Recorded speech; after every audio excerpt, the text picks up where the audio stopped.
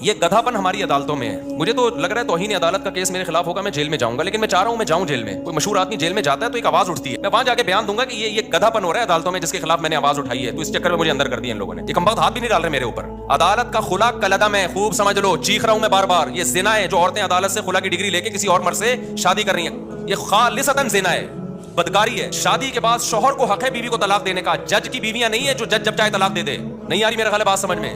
جج سے بولو تو اپنی بیوی کو طلاق دے, ہماری بیوی کو طلاق دینا تیرے کو حق نہیں ہے. کیا گدھاپن عدالتوں میں نافذ کر دیا یار, کوئی آواز اٹھانے والا نہیں ہے اس کے خلاف. عورت پڑوسیوں سے منہ کالا کر رہی ہوگی, پکڑی جائے گی, عدالت سے کہے گی مجھے نہیں رہنا اس کے ساتھ. عدالت سپورٹ کس کو کرے گی؟ عورت کو سپورٹ کرے گی, کہہ رہی جس سے منہ کالا کر رہی ہے تیری مرضی ہے, کوئی سزا نہیں ہے اس پہ. مجھے خدا کی قسم عدالتوں پہ افسوس نہیں ہوتا, مجھے اسلامی نظریاتی کونسل پہ افسوس ہوتا ہے, کیوں چپ بیٹھی ہوئی, آواز کیوں نہیں اٹھا رہی. مجھے مذہبی اسکالرز پہ افسوس ہوتا ہے کہ میڈیا پہ آواز کیوں نہیں اٹھا رہے. اتنا بڑا مسئلہ کھڑا کر دیا ہے, پورا خاندانی نظام تباہ ہو رہا ہے ہمارا آہستہ آہستہ. ابھی تو یہ بات زیادہ پھیلی نہیں ہے, اگلی نسلوں میں تو برباد, ختم.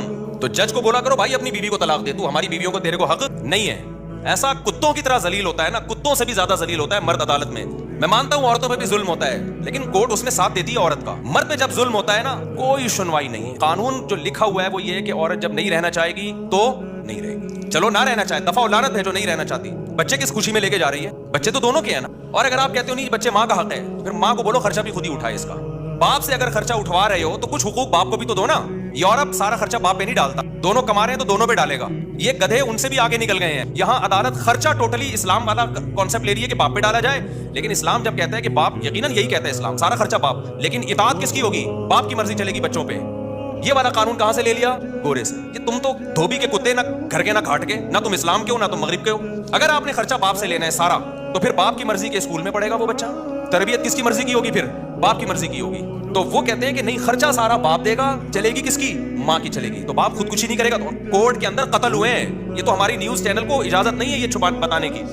کتنے کیسز ہو چکے ہیں کہ شوہر نے تنگ آ کر عدالت کے سامنے بیوی کو گولی مار کے ہلاک کیا ہے کہ یار اس عورت نے تو میرا جینا حرام کر دیا. ایک عورت کا پہلے زنا چکر چلا, مرد نے کہا چل تو نے خلا لے لیا, دفع ہو یہاں سے, بچے بھی لے گئی. پھر بچوں کو باپ کے خلاف ورغلا رہی ہے, اور خرچہ سارا کون دے رہا ہے؟ باپ. وہ امریکہ سے آ گیا, ٹھیلا لگا رہا ہے باپ یہاں پہ.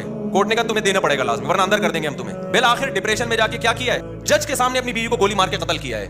میں اس قتل کو اپریشیٹ نہیں کرتا, لیکن اس قتل پہ مجبور کون کر رہا ہے؟ یہ ہمارا نظام جو عدالتیں ہیں. کہ آپ اس کو اتنی ڈپریشن دے رہے ہو, اتنی اسٹریس دے رہے ہو کہ وہ جرائم کا ارتکاب کرنا شروع کر رہا ہے. اب ماں کیا کر رہی ہے؟ بچے کو باپ کے خلاف ورغلا رہی ہے. باپ کہہ رہی ہے بچہ مجھے ہیروئنچی بھی کہتا ہے, مجھے نشئی بھی کہتا ہے, اور اس بچے کا خرچہ بھی کون اٹھائے گا؟ میں اٹھاؤں. ڈپریشن میں جائے گا کہ نہیں جائے گا؟